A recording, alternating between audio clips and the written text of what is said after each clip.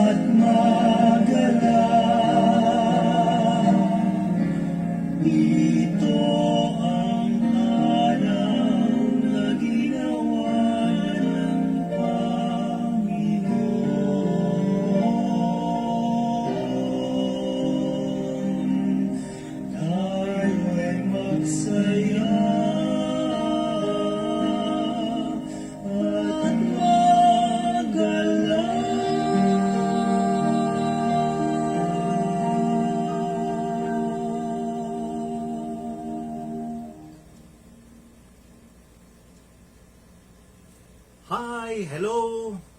Good morning! Sandali lang. Ito ang araw na ginawa ng Panginoon. Tayo ay magala at magsaya. Bagong araw, bagong simula, bagong hamon. So mga kapatid, sambahin at pasalamatan natin ang Panginoon sa araw na ito. Let us praise and thank God for the gift of life, for our life, for our loved ones, for our friends, for our brothers and sisters, for all the persons that surrounds us, that loves us, and that appreciates us. Let us thank the Lord for all the blessings that we receive. Napakabuti ng Panginoon. So once again, brothers and sisters, let us thank the Lord. So now, I would like to invite you to open your Bible and look for the Gospel of St. Matthew, chapter 11, verses 16 to 19. Ngayon po ay December 11, Friday of the second week of Advent. So before po tayo magpatuloy, tayo po ay magdasal muna sa Panginoon. Let us pray together. And I would like to ask you to join me in praying the morning prayer. In the name of the Father, and the Son, and of the Holy Spirit. Amen. Heavenly Father, we thank you for this beautiful day, for the life, and for the many blessings. You know that we believe in your abundant and infinite goodness with all our heart. So we are asking you that today, as we begin the day, be our guide in those situations that will make us wonder, and most especially in those moments where there are crossroads that we will going to encounter. As each hour passes on this day, Lord, bless us with your strength, your joy, and please keep us under your watchful eye the entire day, ever ready to help us and to comfort us. We ask this through our Lord Jesus Christ, your Son, who lives and reigns with you and with the Holy Spirit, one God, forever and ever. Amen. So, my dear brothers and sisters, once again, good morning to all of you. And again, I would like to ask you to put ourselves in the presence of God. And let us ask the Lord, through the Holy Spirit, to guide us, to enlighten us. Let us open our hearts so that we may be able to understand the Word of God, so that we may be able to practice the message of God, so that we may be able to share the Word of God to others. So let us put ourselves in the presence of God, and let us listen to the song, Come, Holy Spirit.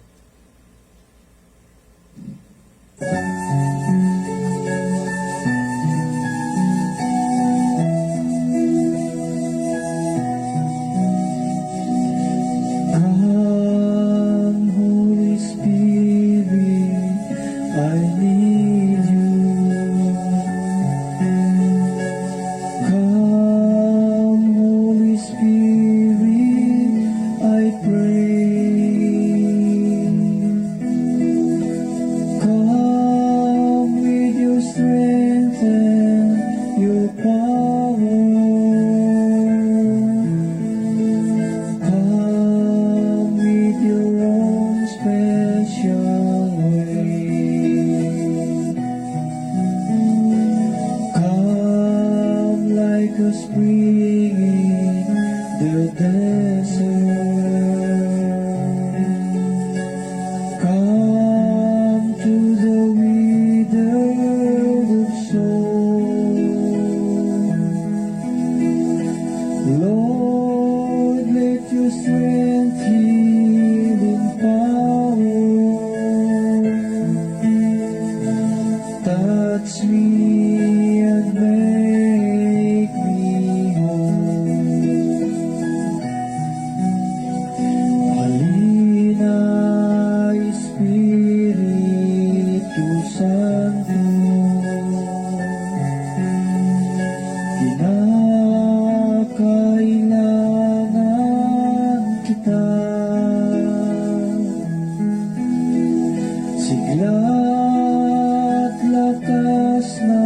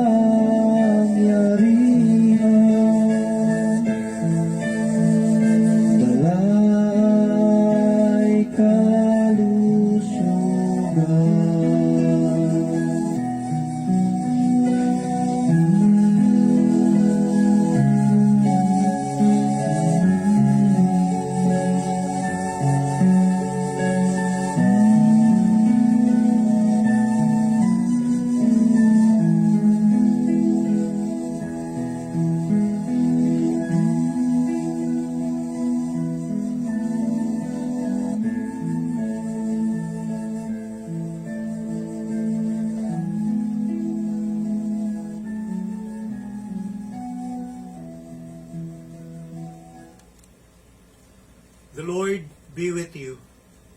A reading from the Holy Gospel of Jesus Christ according to Saint Matthew. Glory to you, O Lord. Jesus said to the crowds, "To what shall I compare this generation?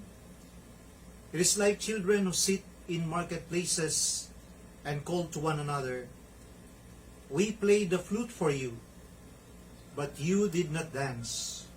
We sang a dirge, but you did not mourn.' For John came neither eating nor drinking, and they said, 'He is possessed by a demon.' The Son of Man came eating and drinking, and they said, 'Look, he is a glutton and a drunkard, a friend of tax collectors and sinners.' But wisdom is vindicated by her works." My dear brothers and sisters, the Gospel of the Lord. Praise to you, O Lord Jesus Christ. Let us pause for a while and let us try to allow the words to sink into our hearts.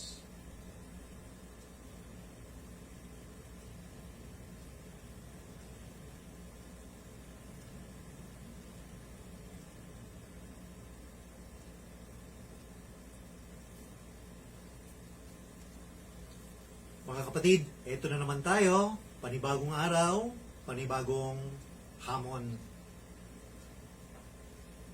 So, unang-una, nais ko magpasalamat sa mga nag-share. Marami nang nag-share ngayon ng Gospel Reflection, and I hope you will continue to share it to others, to your FB friends.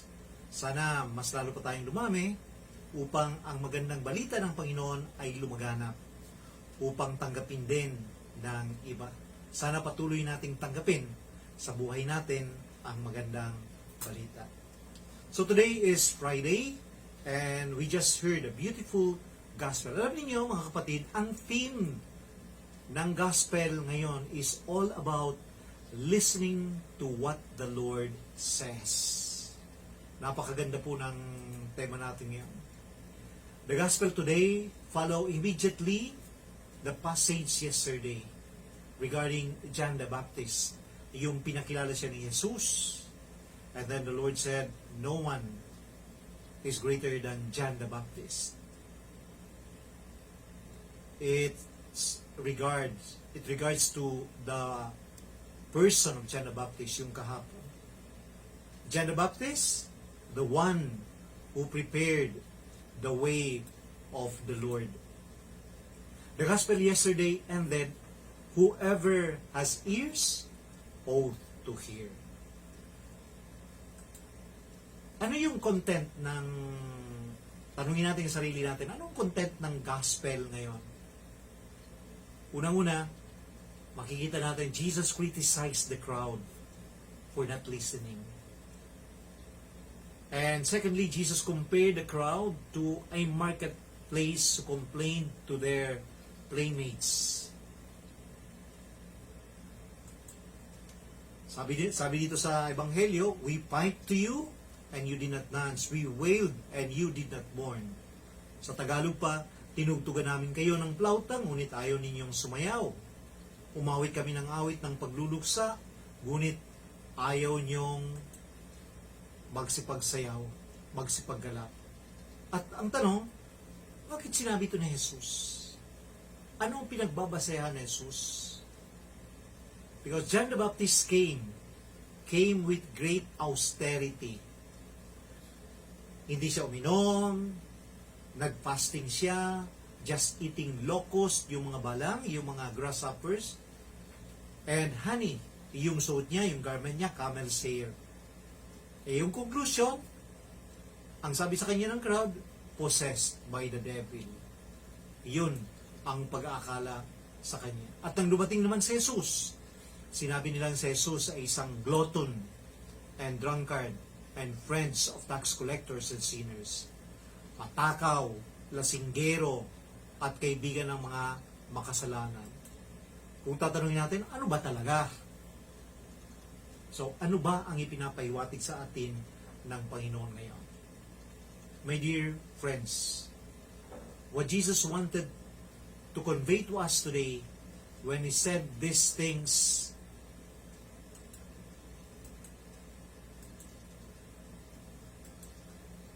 Jesus knew why most of the time we do not listen to God.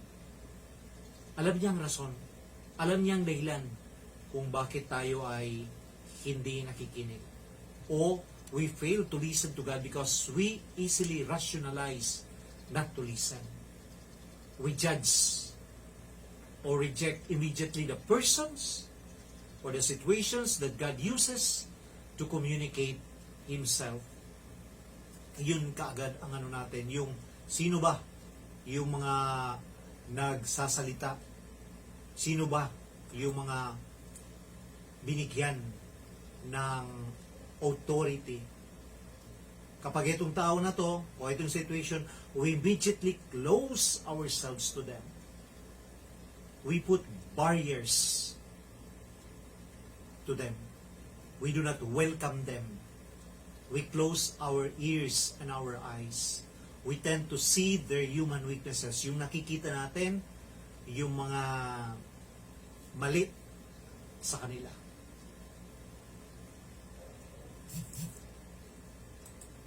So yun, ang nakikita natin mga kapatid. One good example of this, isang palasimba, isang faithful, who did not go back to the church anymore. Because, sabi niya, yung isang pari daw, ay once nagkukumpisal siya, sinigawan siya. Kaya hindi na siya bumalik. Hindi na siya nagpakita sa simbahan muli. Or, ito makukumpara rin natin sa isang citizen rejecting democracy because of some politicians involved in activities of corruption. So yun ang nakikita natin na hindi maganda.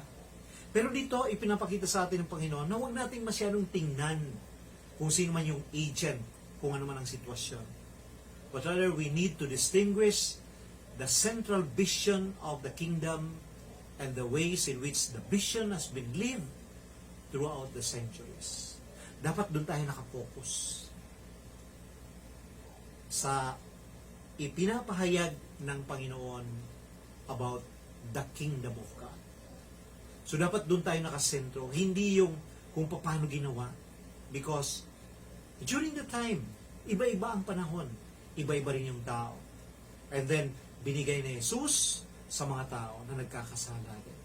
Pero the most important thing is the message. Kung ano yung message, kung faithful sa message ng Panginoon.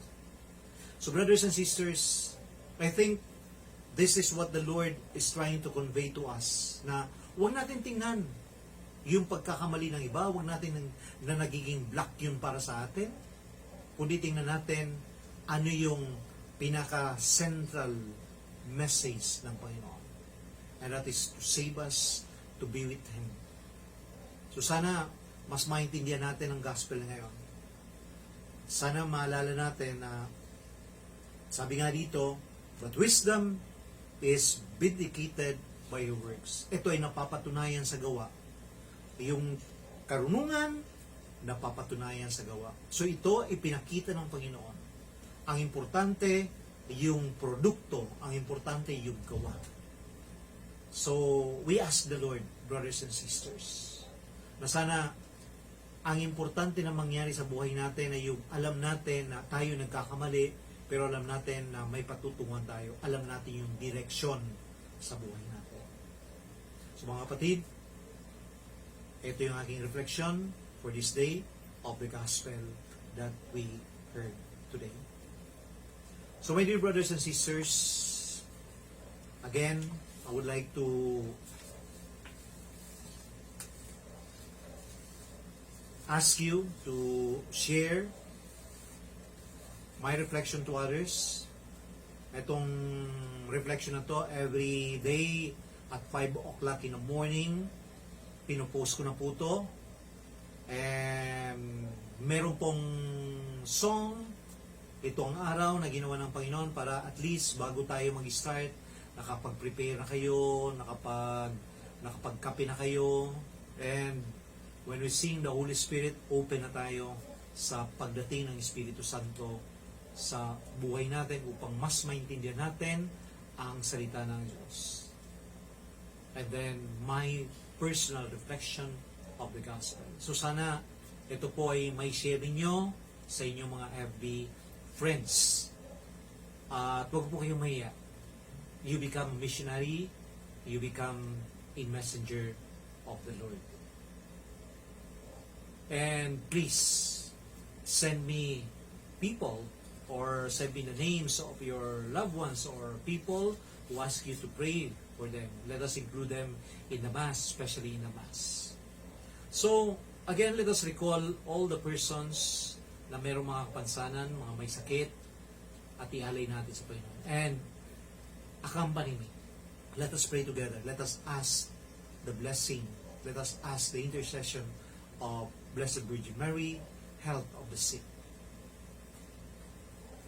Virgin, most holy, Mother of the Word incarnate, treasurer of graces and refuge of sinners, we plight up your motherly affection with lively faith, and we beg of you the grace ever to do the will of God. Into your most holy hands we commit the keeping of our heart, asking you for health of soul and body, in the certain hope that you, our most loving Mother, will hear our prayer. Into the bosom of your tender mercy, this day, every day of our life, and at the hour of our death, we commend our soul and body. To you we entrust all our hopes and consolations, all our trials and miseries, our life and the end of our life, that all our actions may be ordered and disposed according to your will and that of your divine Son. Amen. Mary, health of the sick, pray for us, especially those who are sick with cancer and serious incurable illness.